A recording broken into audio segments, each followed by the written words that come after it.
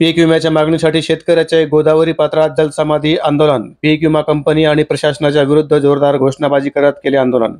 जालना जिल्ह्यातील शेतकऱ्यांना 2021-22 आणि 22-23 च्या मंजूर झालेल्या खरीप आणि रब्बी पिकांचा अग्रिम बाकी असलेल्या 75% विम्याची रक्कम शेतकऱ्यांच्या खात्यात पीक विमा कंपनीने जमा करावी या मागणीसाठी घनसावंगी तालुक्यातील गुंज महसूल मंडळातील शेतकऱ्यांनी गोदावरी पात्रात जलसमाधी आंदोलनास सुरुवात केली आहे।